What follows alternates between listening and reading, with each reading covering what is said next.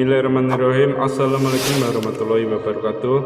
Pemirsa yang dirahmati Allah, marilah kita simak ceramah dari Gus Baha dengan tema Logika Sederhana Jalan Bertauhid. Sebelumnya marilah kita bersolawat terlebih dahulu. Allahumma sholli ala Sayyidina Muhammad wa ala ali Sayyidina Muhammad. Selamat menyaksikan. Ini ngawas ilmu dulu apa ngaji ijazah dulu ini? Ini kok malah aneh. Terus saya ribet. Cek 1 2. Pakai ini, tidak usah ini aja.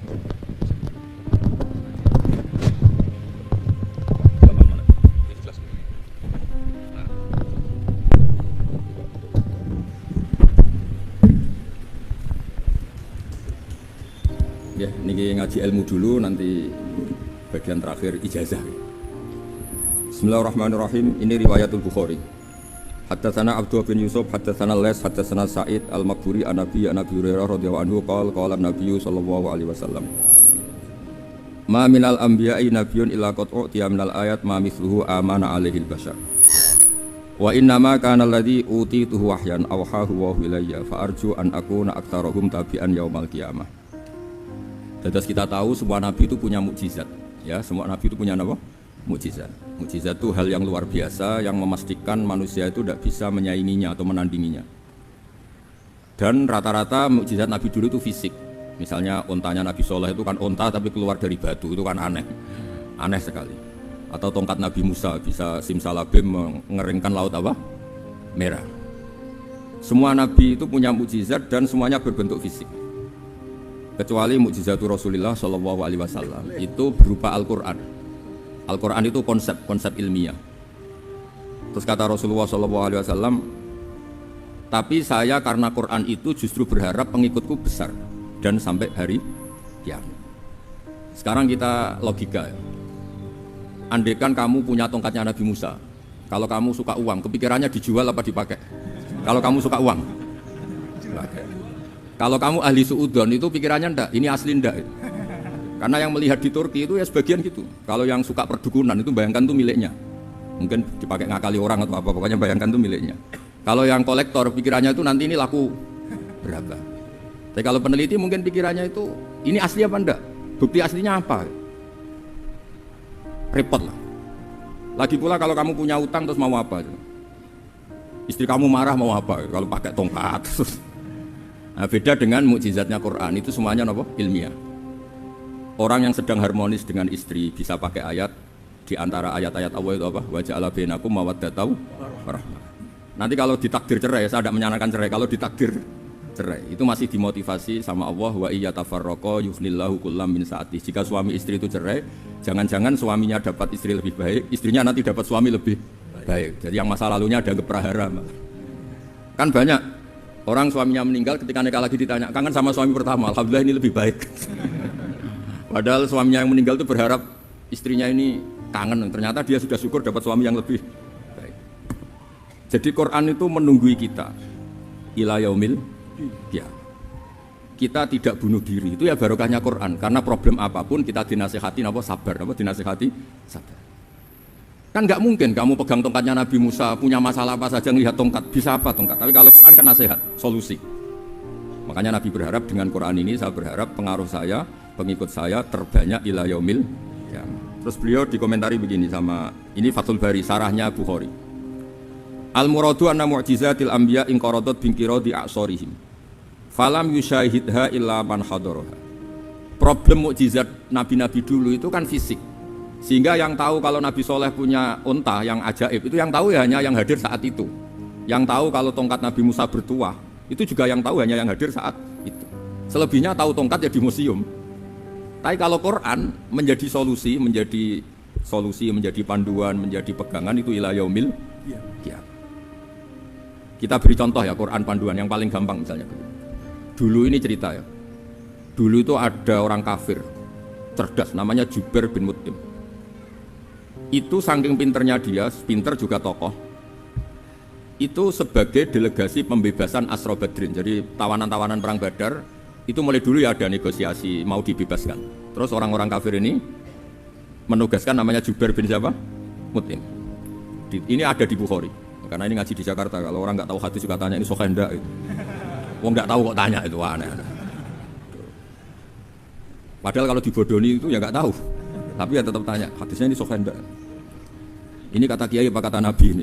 Memangnya kata nabi kamu dengar kan ya lewat kiai. Setelah itu Jubair itu datang ke Madinah. Dengerin ya, datang ke mana? Madinah. Kemudian dengar Nabi baca Wattur pas sholat maghrib. Jubair karena Nabi dulu gak ada hotel, gak ada pondok ya. Pondoknya Nabi hanya sufah itu.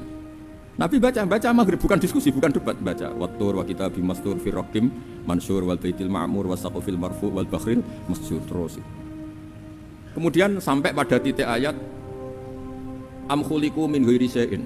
Masa manusia atau alam raya yang maujudat, yang nyata, yang wujud nyata. Kemudian asal usulnya itu ketiadaan. Ini kan hadhil alam maujud, alam ini kan nyata. Masa sesuatu yang nyata penciptanya itu tidak nyata. Jadi nggak mungkin ada faham nihilisme. Kalau faham nihilisme berarti melahirkan teori begini. Al adamu yakhluqu maujudan, sesuatu yang tidak ada menciptakan yang itu kan akal nggak bisa nerima. Kalau sesuatu ini ada, penciptanya pasti ada. Terus akhirnya Jubair bin Mut'im itu simpuh di depan Rasulullah terus bilang, "Ya Muhammad, kada qalbi ayatir." Hampir saja hati saya terbang. Kalau riwayatnya Imam Ahmad, faka'anna masudi aqalbi, hati saya dihancur. Semua teori yang saya bawa untuk melawan kamu sekarang luluh semua, hancur semua. Yang benar adalah teori Anda bahwa Tuhan itu satu dan Tuhan itu ada sebelum semua makhluk. Coba kalau Nabi Muhammad ada Jubair bin Mut'im terus menyembunyikan tongkat dekat mihrab, terus dilihat ini apa? Paling pikirannya ini dari kayu apa? Terus yang bentuk tongkat itu tukang pemahatnya siapa? Kok kurang keren, kalau dipelitur gimana ya? Kan malah panjang. Kira-kira kalau mukjizat itu dari tongkat itu malah panjang. Panjang lah pokoknya, panjang. Lagi pula kamu coba kan nggak ngarah mandi, itu yang mandi kan nabinya, bukan tongkatnya. Coba tongkatnya Nabi Musa coba anak-anak beki itu. Dipakai mukul kucing aja tidak mesti mati itu. Jadi nggak jelas mukjizat-mukjizat seperti itu enggak. Tapi kalau Quran menunggu sampai saking hebatnya Quran, teori rasionalitas, soal kampanye di mana-mana. Tingkat validitas, tingkat kebenaran Quran. Itu bahkan bisa diuji tanpa membuktikan. Tanpa apa? Cukup pakai akal. Saya tidak bosan-bosan cerita ini karena ini khazanah kita.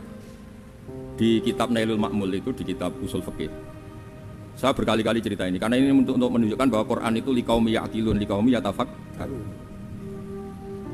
Ada seorang kiai, seorang ustadz, kiai dulu itu emang orang soleh, alim terus jadi kiai. Kalau kiai sekarang tuh macam-macam, nganggur terus ingin jadi kiai, terus daftar gitu. Ada lowongan di yayasan masuk ingin jadi ustadz, karena dengar ada gajinya. Dulu tidak ada seperti itu, tidak. Makanya dulu itu kalau ustadz kiai pasti soleh karena dia alim terus ingin orang lain tuh mendapat ilmunya. Kalau sekarang nggak ada yayasan sehat, guru gajinya sekian, yang nggak ingin jadi ustadz tuh daftar, karena ada gaji, apalagi ada kabar, ada gaji, ada mes, ada wah yang daftar banyak. Tapi mentalnya ada kiai sebetulnya. Ya kalau sama tanya itu baik dah Gus, ya setengah baik. Ya maksudnya setengah baik ya ada baiknya, namanya profesi ngajar itu kan baik. Tapi setengah saja karena motifnya itu nyari gaji, bukan ingin mencerdaskan umatnya Rasulullah SAW. Itu Imam Amudi itu guru matematika. Saya nggak bosan-bosan cerita ini, guru matematika. Muridnya sampai takut, ini masuk surga ndak, kiai kok ndak ngajarin istighosa atau tahlil malah ngajarin apa? Matematika. Beliau meninggal terus muridnya tanya, "Ma fa'alallahu bik?" Kira-kira gitu. Apa yang dilakukan Allah? Allah nyambut Anda gimana? Terus kata Imam Amudi, bagus saya disuruh ngajar malaikat. Karena malaikat kan nggak pernah kayak anak beki gini ngaji gini. Malaikat tuh nggak pernah ngaji, dia iman saja karena tahu surga, tahu neraka terus iman gitu aja. Jadi imannya malaikat tuh nggak keren kita. Imannya loh ya. Loh itu yang ngendikan Nabi loh, tidak saya. Nabi pernah tanya sama sahabat, iman yang paling keren siapa? Jawabannya sahabat malaikat. Ya enggak, karuan malaikat iman. Dia yang tahu surga neraka, tahu segalanya, masa ada? Enggak iman, dia pasti iman lah katanya. Terus ya para sahabat engkau iman ya wajar kan menangi saya, nemuin saya. Yang hebat itu orang-orang yang tidak melihat saya, tidak saya didik tapi tetap iman. Karena dididik akal, ya tadi dididik Quran, apa dididik Quran. Sama siapa? Teks bahasa Arabnya masang. Terus Mama Muti kata Allah, suruh dia ngajarin para malaikat cara menemukan saya. Malaikat dikumpulin terus Imam Udi disuruh ngajar. Sama singkat kata-katanya Allah di mimpi itu. Istadilla ala wahdaniyati bi hadrati malaikati. Tolong ajarkan cara menemukan saya padahal Anda ini manusia yang tidak melihat saya. Anda di Jakarta kan melihatnya gedung-gedung. Paling jadi khayal terus nikmat lah, Anda ikut punya tapi ikut nikmat. Orang desa-desa kalau ke Jakarta itu pokrol. Wah di Jakarta tuh gedungnya tinggi-tinggi, tidak kayak kampung sini. Lu udah ikut punya, ikut bangga. Di Jakarta orangnya cantik-cantik, tidak kayak orang sini. Padahal dia ya dapat orang cantik gitu. Jadi Allah tuh saking pinternya, miskin-miskinnya bisa berkhayal dan bahagia. Nah, itu alhamdulillah betul. Akhirnya itu apa ini anak-anak begini saya tak niati ngajar standar anak-anak akademik. Terus pertama yang diajarkan hanya bilang gini, sama siapa teksnya itu? Ya malaikat wahai para malaikat. Terus beliau bilang, nisbatus naini wassalasah ila mala nihayata lahu nisbatul far'i ilal asli. Angka itu jumlahnya berapapun 2, 3 sampai triliunan. Semuanya itu nisbatul far'i ilal asli. Binisbat ilal wahid nisbatul far'i ilal asli. Angka 2 ya cabangnya 1, 3 cabangnya 1, 1 triliun ya cabangnya 1. Tetap yang asal usul adalah angka 1. Itu nangis semua malaikat. Cara Jawa itu mandek man kowe iman kaya imanku. Makanya imannya umat Rasulullah SAW itu PD-nya yakinnya kayak imannya malaikat. Kalau Tuhan itu 1. Karena angka enggak bisa dimulai kecuali dengan angka 1. Makanya nisbatus naini wassalasah ila ma la nihayata lahu iku nisbatul far'i ilal asli. Semuanya itu nisbatnya cabang ke induk. Berarti semua alam raya ini tetap asal usulnya 1, yaitu qul huwallahu ahad. Nah, itu namanya akal.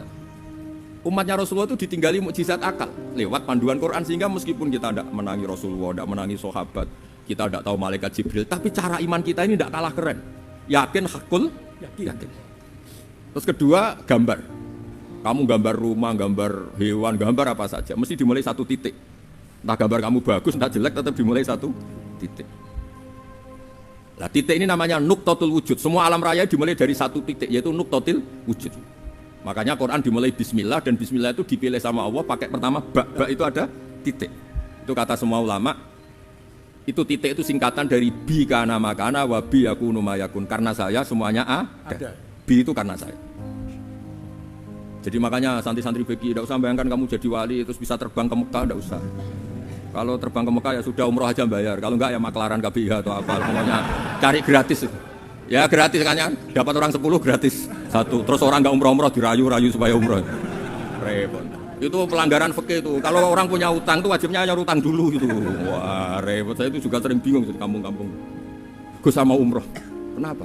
Dapat gratisan. Minta uang saja buat nyaur utang, nggak boleh.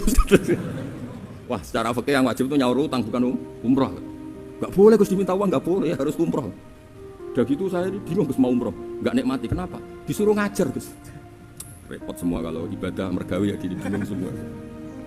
Ya saya mohon anak-anak biki semua yang seneng Quran itu harus seneng sampai kayak saya sehingga tahu istidlal mencari Tuhan dengan cara tauhid yang berbasis akal. Itu sedzahir imannya malaikat. Sehingga di kelas men iman itu manusia ulul ilmi, kita-kita yang nekuni ilmu itu nomor 1 prakteknya. Karena nomor 1 itu Allah karuan kan syahidah wa, Allah kan enggak tertandingi syahidah wa annahu la ilaha illa huwa. Terus wal malaikatu. Malaikat kan karuan karena langsung menyaksikan surga. Dan ketiga apa? Wa ulul ilm. Berarti prakteknya kan nomor 1. Kalau kompetitornya semuanya manusia, ulul ilmi nomor berapa? 1 kan? Nah nomor 3 kan dari Allah, malaikat, ulul ilm. Berarti kalau kompetisinya antar manusia nomor berapa? 1 kan? Nah kenapa ulul ilmi di nomor 3 kan tapi dari Allah, malaikat, ulul? Kerennya kayak apa? Karena cara iman ulul ilmi itu enggak ada ragunya sama sekali. Kamu ragu enggak kalau 2 itu cabang dari 1, asalnya 1? Enggak pernah kan ragu kan? Semua gambar seruat apapun dimulai dari 1 titik, ragu enggak? Enggak kan? Nah, imannya umatnya Nabi karena dipandu oleh Quran itu seyakin itu, sehakul yakin itu. Nah, itu terus Jubair bin itu jadi iman. Am khuliqu min ghairi syai'in am humul khaliqun. Terus kata Allah lagi, kalau kamu tidak percaya saya yang bikin langit bumi ya gampang dong, kamu saja yang ngomong kalau kamu yang bikin. Paling orang sepakat kamu stres. Terus hanya ayat gitu, am khalaqus samawati wal ard. Kalau kamu tidak yakin Allah yang bikin ya silakan Anda klaim saja kalau kamu yang bikin langit bumi. Bala yuqinun. Kamu juga enggak mau kan dibilang stres. Nah, ini terus saya teruskan ya. Makanya mukjizat terbesarnya Nabi adalah Al-Qur'an. Karena Al-Qur'an itu cerita tentang hukum-hukum akal, cerita tentang logika-logika peradaban. Misalnya logika peradaban, contoh paling gampang. Di Quran itu ada sekian ayat yang Allah cerita peradaban. Misalnya wa ahsinu innallaha yuhibbul muhsinin. Itu dikutip terus kemudian disimpulkan dalam peradaban. Kata Sayyidina Ali karramallahu wajhah ngendikannya gampang. Ahsin man syi'ta takun amira. Kamu berbuat baik saja sama seseorang, maka otomatis kamu akan jadi pemimpinnya. Ada orang enggak tamat SD, enggak tamat papa, gobloknya minta ampun. Tapi karena gaji seorang pakar, oh kamu tak gaji 1 bulan 1 miliar, perusahaan saya jadikan besar. Itu dikongkan ngalor itu ya nurut. Hanya karena dia ihsan. Terus wastaghni amman syi'ta takun nadhira. Saya ulang lagi. Wastaghni amman syi'ta takun nadhira. Dan kamu jangan butuh orang lain, siapapun dia, maka kamu akan setara. Misalnya ada menteri, orang antri mau salim, tapi kamu tidak butuh, kan tenang saja. Tapi kalau kamu butuh, habis kamu. Ya kan, kamu tidak butuh seseorang, maka kamu posisinya akan setara. Kamu harus sopan karena punya utang jasa. Kalau nggak punya apa-apa kan setara. Ya enggak? Misalnya kamu jajar rektor atau jajar menteri, jajar apa saja. Kalau kamu tidak punya utang kan, kamu jajar menteri tidak punya utang. Sama jajar satpam tapi punya utang, takut mana?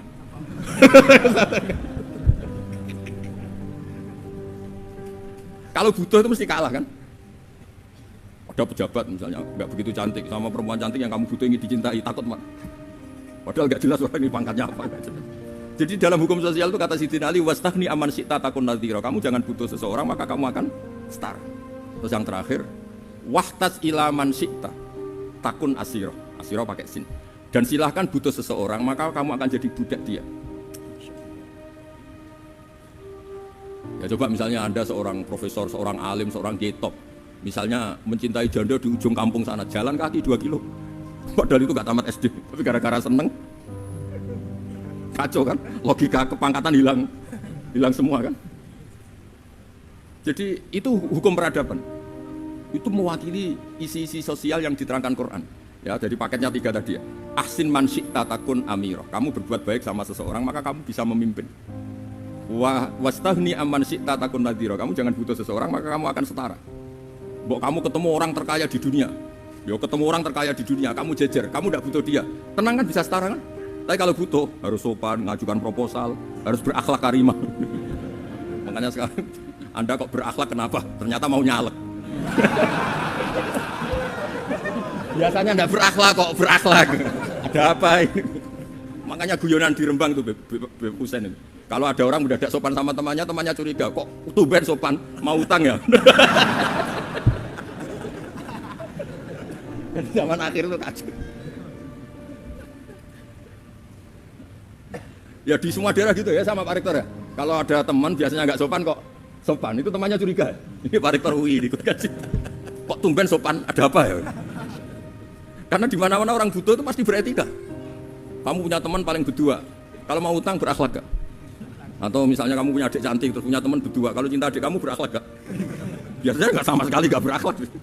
Gara-gara butuh menjadi berakhlak. Ya jadi hukum sosial itu ya kuncinya 3 tadi. Ahsin man syi'ta takun amira. Wastaghni amman syi'ta takun nadhira. Terus wahtas ila man syi'ta takun asira. Kalau kamu butuh seseorang pasti kamu dibikin hina. Asir itu tawanan. Nah, Quran itu bicara sosial itu lengkap. Dan itu yang nunggui kita. Kita punya tetangga yang kurang baik ya senang, punya tetangga baik ya senang. Kata Imam Syafi'i, saya berkali-kali cerita, kok seneng semua Imam Syafi'i? Ya bagus lah, kalau yang seneng saya enak lah, dijak jagongan, dijak ngopi enak. Yang gak seneng saya, gak ngarah utang. Uang itu nak, kamu punya tetangga gak seneng kamu, aman kan? Aman. Gak akan pinjem uang kan, pinjem mobil, gak seneng kok. Makanya Imam Syafi'i itu kalau ngedikan luar Syafi'i, diceritain orang, ya Aba Abdillah bagiannya, ya Aba Abdillah orang itu gak seneng kau, bagus lah. Loh kenapa bagus? Waman asa'a ilaika faqad atlakoka. Orang yang gak seneng kamu, maka membebaskan kamu. Gak akan pinjam uang, pinjam mobil, gak akan ganggu waktu kamu, kan gak seneng. Justru yang seneng-senengi masalah pinjam terus. Imam Syafi'i itu orang yang anggap dunia itu selesai. Ada yang cerita, ya Aba Abdillah, orang yang tadi cium tangan engkau, yang hormat engkau, di luar maki-maki engkau, ngerasain engkau, ngata-ngatain engkau. Ya bagus lah. Kok bagus gimana? Berarti saya wibawa, di depan saya tidak berani. Ya.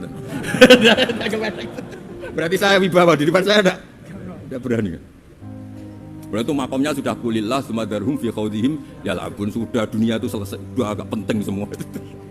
Nah itu kalau kamu anak-anak beki ahli Quran sudah ayatnya kulillah sumadarhum fi khawdihim ya labun, sudah lihat Allah saja agak penting, makhluk-makhluk itu udah makhluk semua agak penting, sepenting Allah.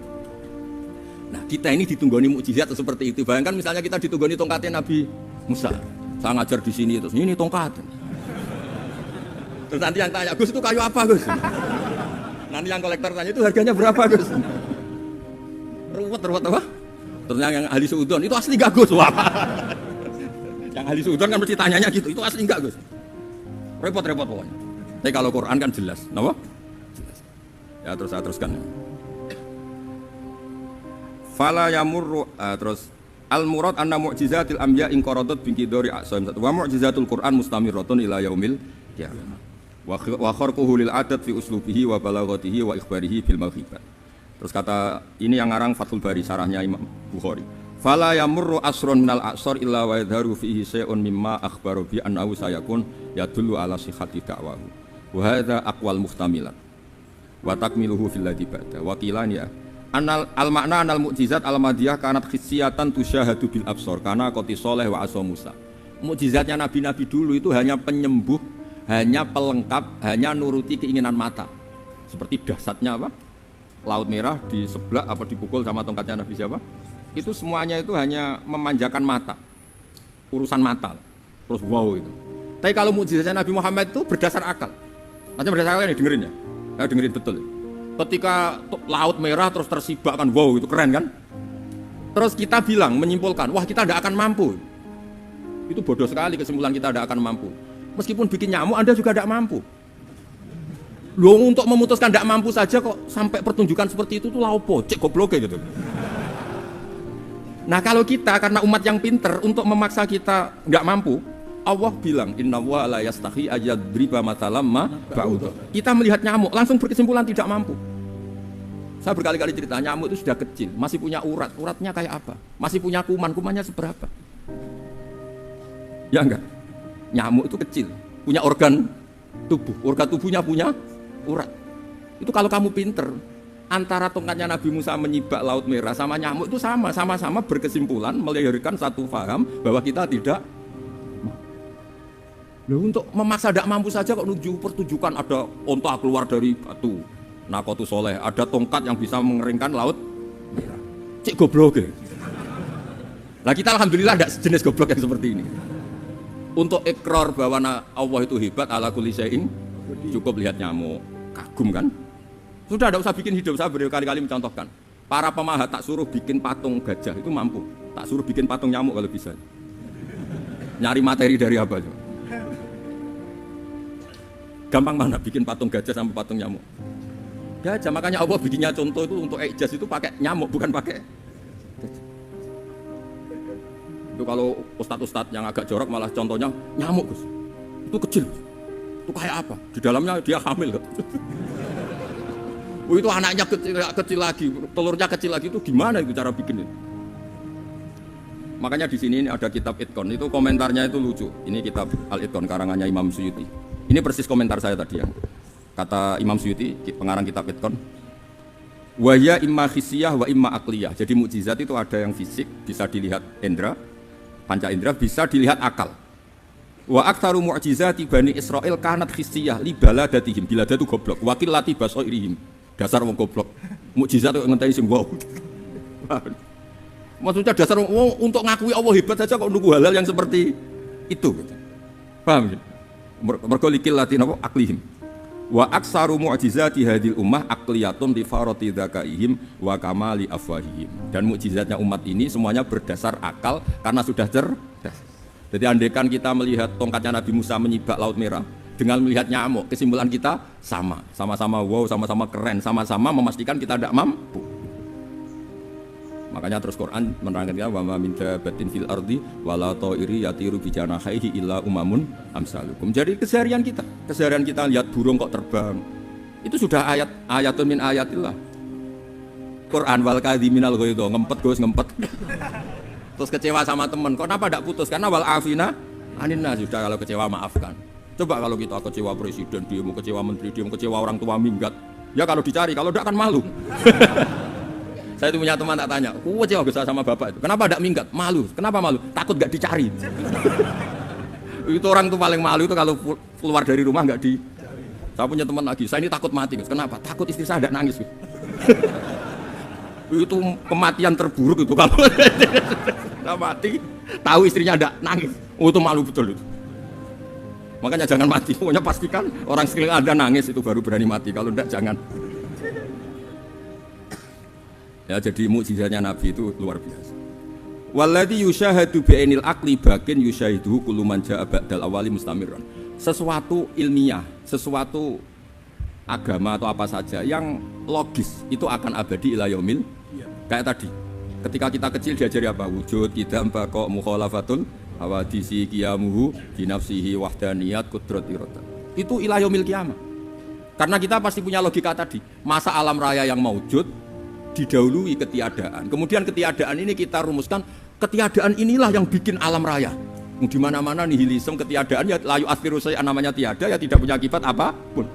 Yang punya akibat apapun ya sesuatu yang wujud.